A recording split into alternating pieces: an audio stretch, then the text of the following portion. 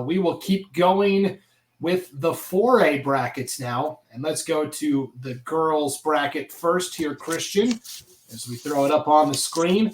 The matchups in the opening round. And I guess I should mention where all of these tournaments are being held as well. The 5A girls is at Rocky Mountain. The 5A boys is going to be held at Eagle High School. And now to the 4A side. This one will be easy because they're in the same location. Girls and boys all at Brothers Park in Caldwell. So the 4A girls bracket looks like this. The 4 and the 5 is Sandpoint and Skyline. Your number 1 overall seed, Pocatello, the Thunder. They'll take on the number 8 Canyon Ridge Riverhawks. And then on the bottom half of the bracket, Bishop Kelly, the 2 against Idaho Falls, the 7.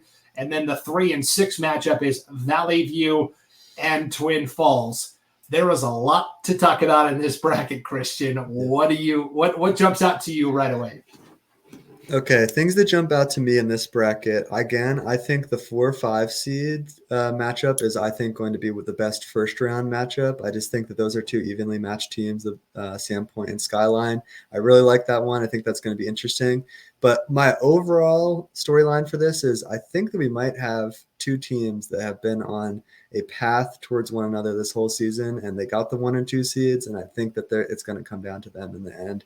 They've just both been so good, Pocatello and Bishop Kelly, that I don't know that any team on either side of their bracket is going to be able to slow them down.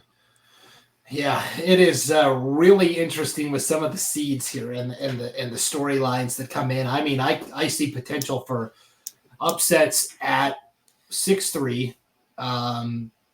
I see upset potential at 5-4, and don't tell the people in Pocatello. I think even 8-1 could be. I'm just saying, Canyon Ridge is. I don't know. They're kind of sneaky. That to me though, as we followed this all throughout the season, Christian, you on the weekend preview and me putting the coaches polls together all year. Pocatello, Bishop Kelly. Those have been the 2 lead dogs in this race, and it certainly appears that they're on a collision course. But man, there's some funky seeding going on. You know, Valley View coming in as the number 3 seed, I think on the strength of playing alongside Bishop Kelly. Twin Falls is dangerous. I'm telling you, as a 6th seed, I think they're really dangerous here. I mean, you look at Twin Falls, they won the championship 2 years ago, 4A champs in 2021. Last year, they were the runner-up and played a close match with Bishop Kelly in the finals. And so, yeah, that would be an interesting matchup, especially either way, Valley View is a really good team too with the number 3 seed, but I would definitely say Bishop Kelly has the tougher side of the bracket, in my opinion, and compared to Pocatello. Definitely. And when we look at the goal differential again for these 4A squads, Bishop Kelly comes in with by far the most impressive stats. 120 goals scored, only 14 allowed. That's a goal differential of 106. And you're going, boy, they only allowed 14 goals. That's got to be the lowest in the field. Well, Skyline only allowed 14 goals this year, and Pocatello only allowed 9.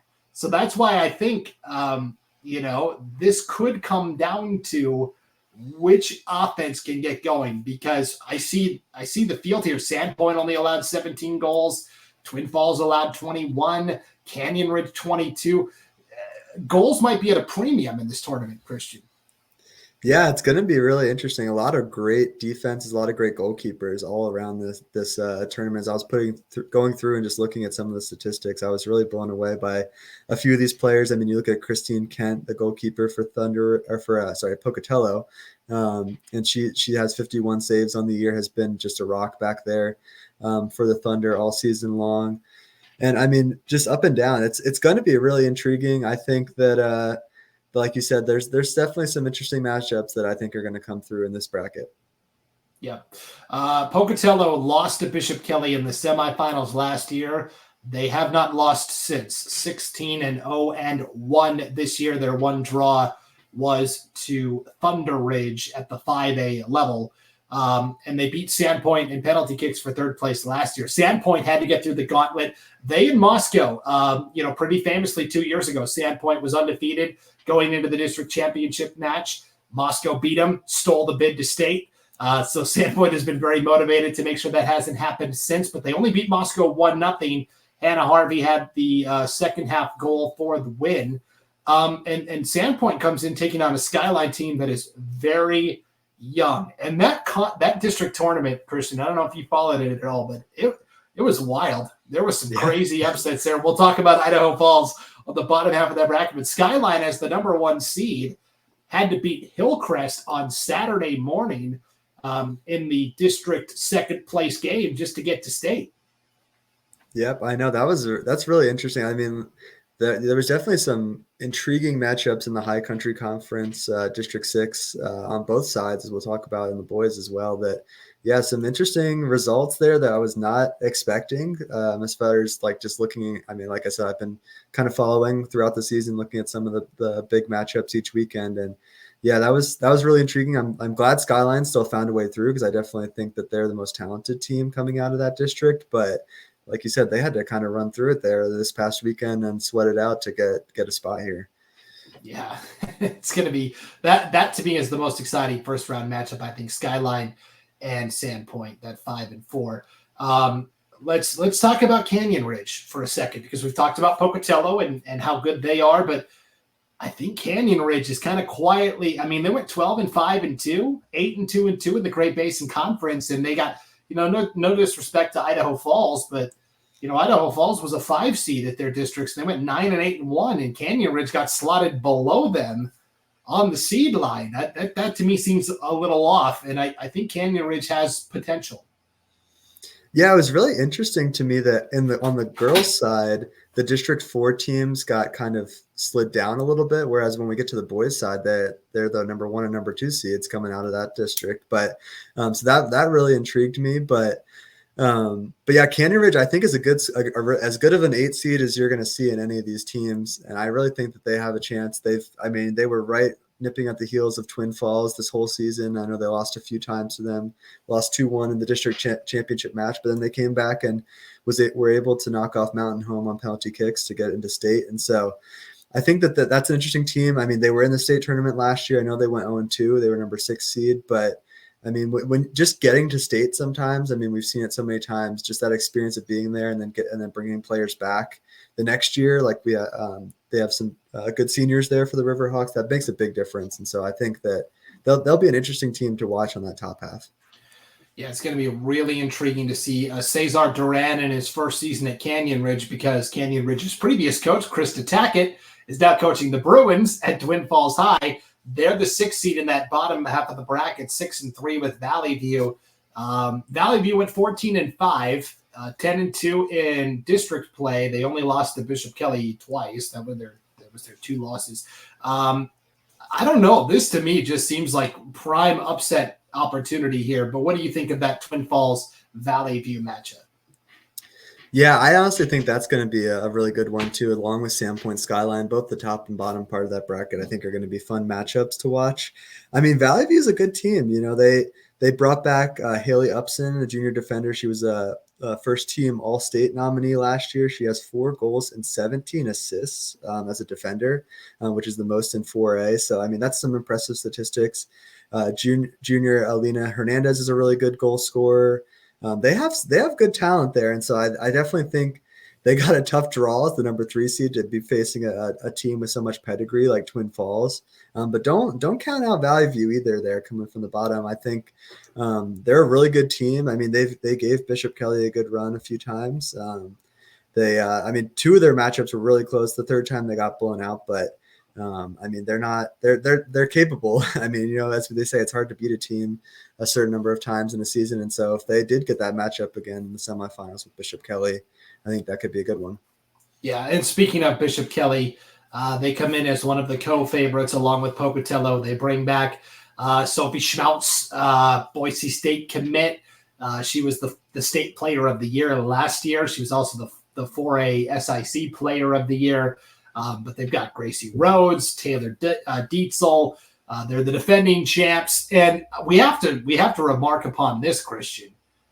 15 straight district championships for the Bishop Kelly girls soccer program. That's unheard of. I know that is one thing I think, like I was going to mention that too. I just think when you have a team with that much longevity of success, I mean, it just speaks to the way that program is built. It speaks to just the way that school prioritizes that sport. I mean, it is really incredible that what Bishop Kelly has been able to do. I mean, it's a decade and a half of every single season. They are the favorite. They have the target on their back, and they still make it through and are back in these situations every year. And I think that, you just can't speak enough of how good of a program the Knights have there down in Boise. And I mean, you see why they're a favorite every year. I mean, it makes sense. I mean, and then you talk about at a state level, Bishop Kelly, since 2007, they have won 9 state championships. 9 times they have won state. That's 9 out of the last 16. That's more than 50%, Christian. I know, it's incredible. And I would love someone to fact check me on this. It's funny that their matchup in the first round against Idaho Falls, they're the team, like you said, nine championships in the last however many years. Whereas Idaho Falls, I was having so much trouble trying to find when the last time their girls team made the state tournament. I know it's been at least a couple of years. So I just think that's a kind of a David and Goliath matchup right there in the 2-7 between Idaho Falls and Bishop Kelly. I was able to find this on social media, Christian, for those that want to know. The last time Idaho Falls made it to state in girls soccer was 2005. Okay. It's been a minute. I was going to say, I was digging back through. I was like, I know they were 5A at one point and then 4A, and now I bet they're back. I mean, then 5A and then back to 4A. And so I was trying to find it, and I could not find it like on our archives on IdahoSports.com. And so I appreciate you finding that. That is a really big achievement for Idaho Falls to get back. You credit head coach Brandon Lee and what the Tigers are able to do there. I mean, that's awesome for them to be here and to get a matchup like this with Bishop Kelly. Obviously, it's going to be tough, but a really cool experience for that program. Definitely. The Tigers at districts came in as the 5 seed. They took out number 4 Shelley 4-0. Number 1 Skyline in the semis. It was 1-1, and then it went to penalty kicks. And Idaho Falls won 6-5 on PKs. And then they beat number 2 Hillcrest 3-1. That was to me the most impressive one, because Idaho Falls and Skyline are bitter rivals. They're in the same school district. They go all out the night before to try and knock off the number 1 seed in double overtime and then the PKs, and they get it done. And naturally, you assume there's going to be some sort of a letdown after that. But no, they came out even stronger and beat Hillcrest outright 3-1. So it was quite the run for the Lady Tigers of Idaho Falls. And we should bring up a larger point here. They beat Skyline on penalty kicks 6-5, Christian. No coach wants to go to penalty kicks. Very exciting for the fans. Awful experience for the coaches. Yeah, no, I know. I know I talked about this last year. My brother-in-law graduated last year. He was a goalkeeper, and the district tournament, district championship in 3A boys soccer came down to penalty kicks last year. And yeah, I cannot imagine like what a coach is thinking in that moment. I mean, obviously you strategize who you're going to send out there, but it's just crazy to me that a game can come down to just something so fickle like that. I don't know.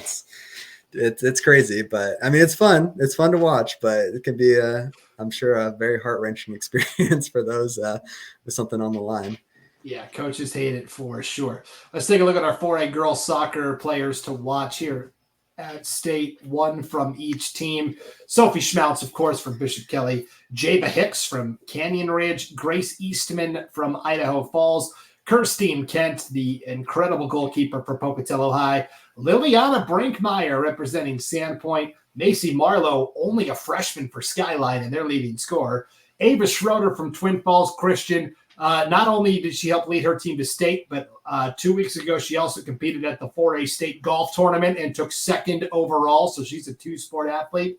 Way to go, Ava. And then Haley Upson, we talked about a little bit from Valley View. Who are you most excited to see?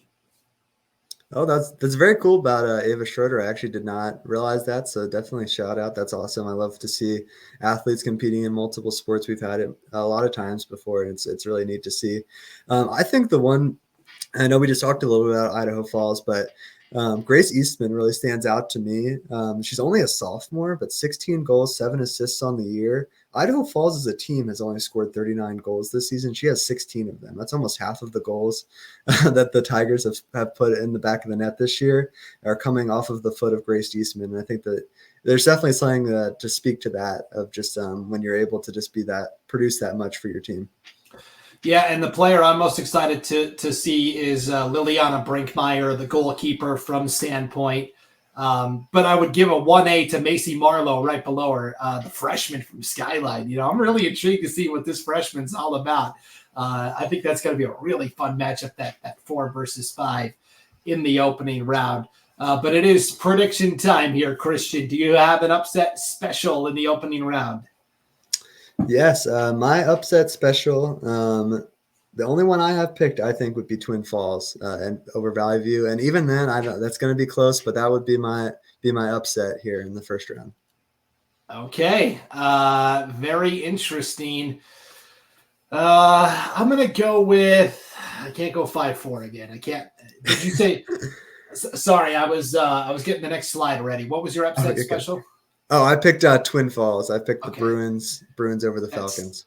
I thought that's what I heard, Falls, and I was like, yeah, I bet he took Twin Falls. I really like Twin Falls there. All right, you ready for the first big hot take of the show? I'm going Canyon Ridge, 8/1. Let's go. All right, we'll see it. That would be incredible. I could not. That would be a true.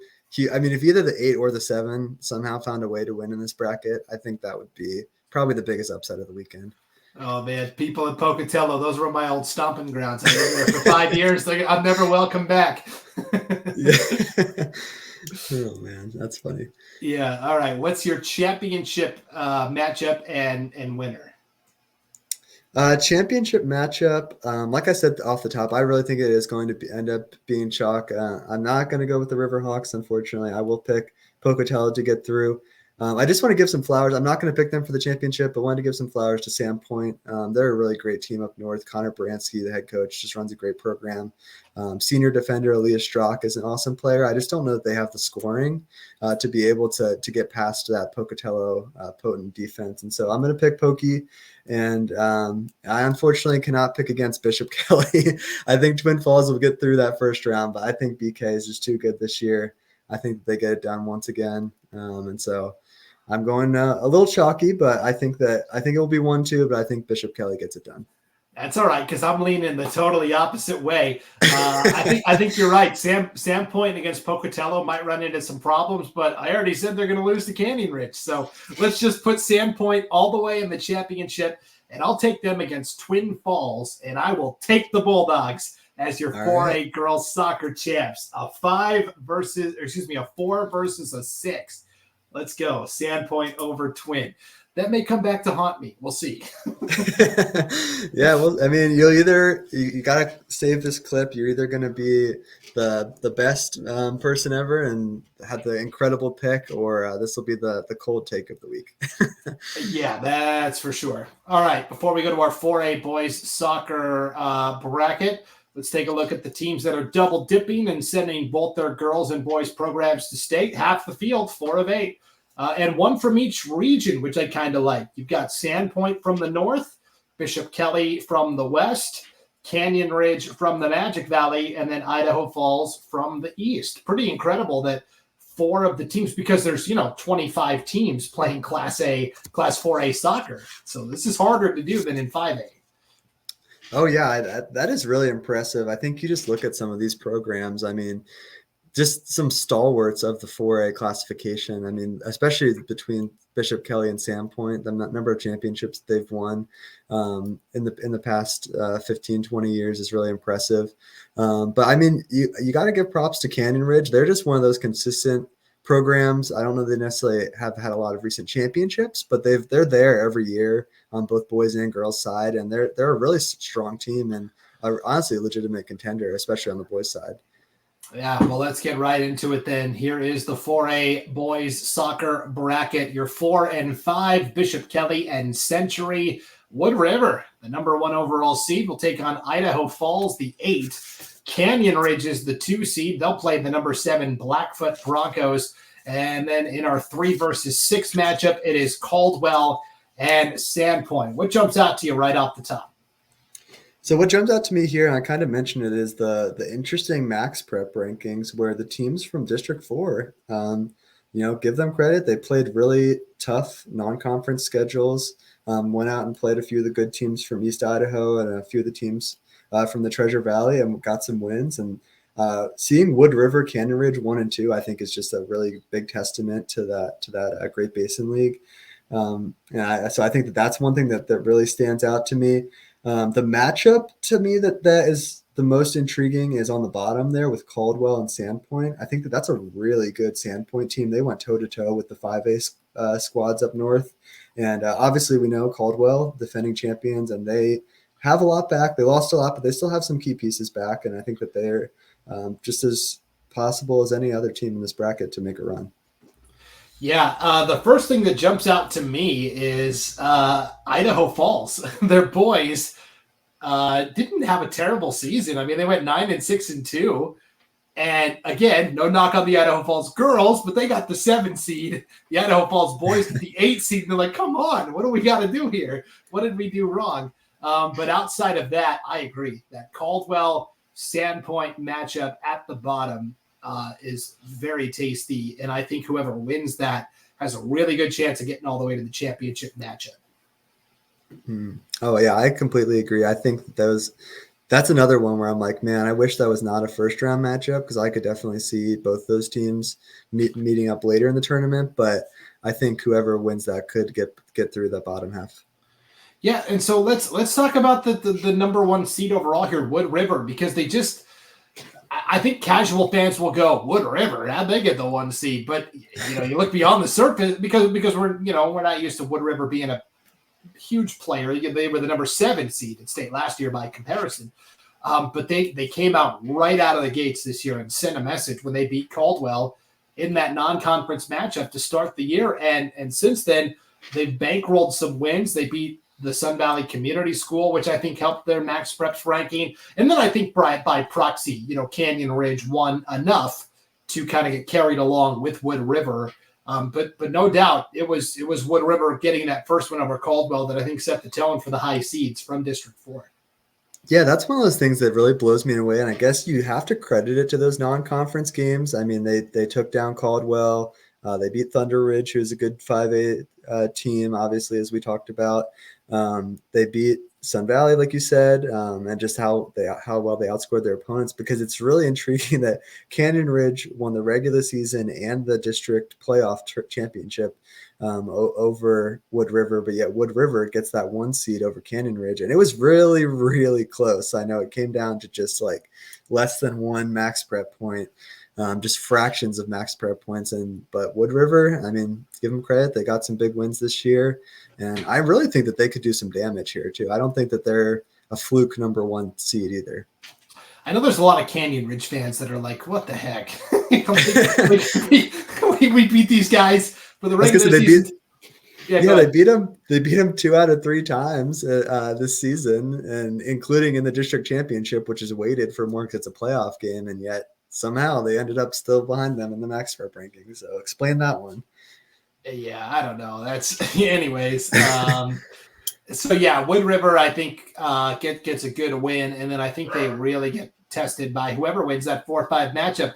This to me is kind of an intriguing one too, because Bishop Kelly comes in with all the pomp and circumstance, right? They're 14-1-4, and yet Century kind of quietly went 12-2 this year. Now the question is going to be, what kind of competition did Century get to play? Pocatello was okay. Preston was not great.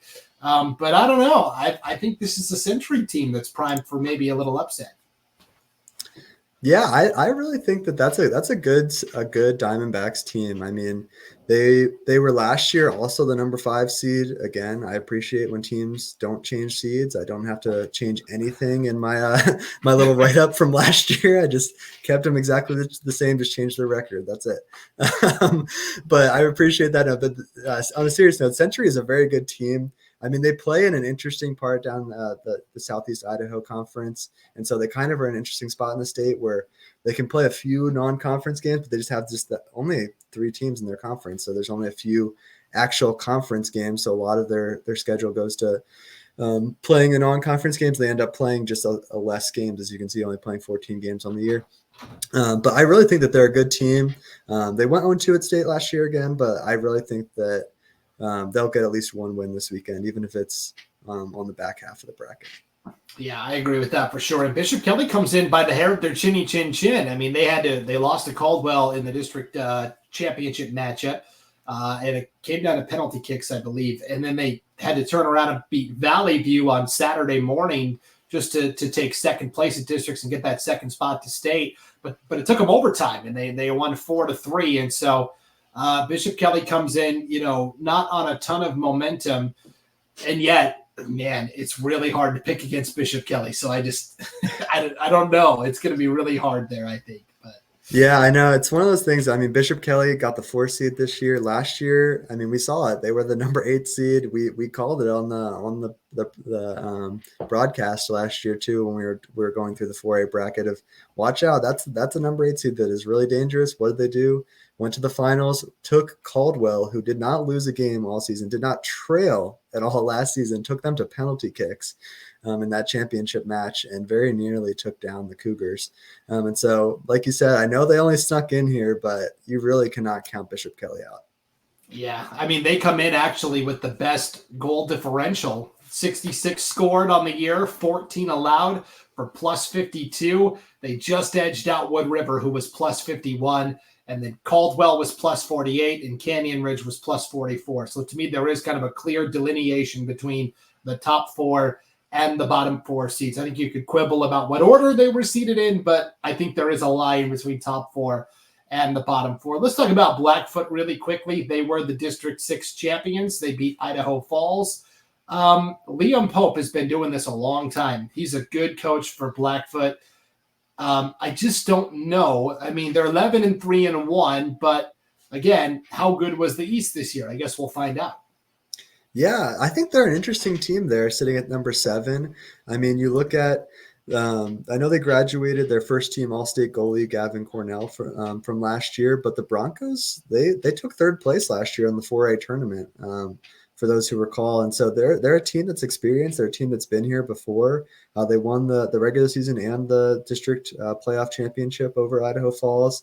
And so I know they don't have the greatest goal differential. I know they don't necessarily have the most eye-catching statistics out of all these teams, but they're one of those teams that just like, for some reason, there's those squads that they don't look the best on paper, but they get it done when it comes down to it. And Blackfoot has been one of those teams over the last few seasons. Definitely. So let's take a look at our 4A players to watch. Again, not an exhaustive list, just a jumping off point. We picked one player from each school. We've got Alan Huerta from Bishop Kelly, Alonzo Garcia of Blackfoot, Fabian Arjuello of Caldwell, TJ Brewer from Canyon Ridge, Brody Stanton from Century, their leading goal scorer this year, Jaron Jones of Idaho Falls, he's the captain of the Tigers, Owen Eddy from Sandpoint, and Ryder Slotten from Wood River. Who are you most excited to see play?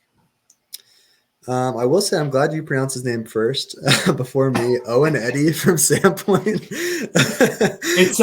It's Scottish. Okay. I was not aware, but that's very cool, and I appreciate the name. It's a great soccer name, and he's a great player. 13 goals on the year to lead the Bulldogs. I think he's a really fun player to watch. I think that. Just reading some of the press clippings from them throughout the year, you've seen that's the name you've seen a lot there for Sandpoint when they've, especially in those games when they've gone toe to toe with the 5A teams up north. And so I think he's my one player that I'm really looking forward to out of this bracket. Yeah, and I will say Fabian Arjuello from Caldwell is such a great athlete. But to me, the player I'm most excited, I already know what he can do. I've seen him play. The guy I'm most excited about is Brody Stanton from Century. Led the team with 19 goals and 8 assists this season. Can he help lead this Diamondbacks team that's kind of a wild card coming in? That, to me, is the most intriguing player on the board. But speaking of intriguing things on the board, let's take a look at the bracket here and get some picks in, Christian. What is your first round upset special? All right, first round upset special here for me is I think that Sandpoint is going to get it done there on the bottom of the bracket against Caldwell. Like we talked about, Caldwell is a very good team, obviously defending champions, but they lost a lot. They only returned 4 of their starters from last year. I know they have some good pieces back, Fabian Arguello, like you talked about. David Galvin's a good player, but I really love the way Tanner French runs the Bulldogs program. I think both Sandpoint girls and boys just have great soccer programs up north.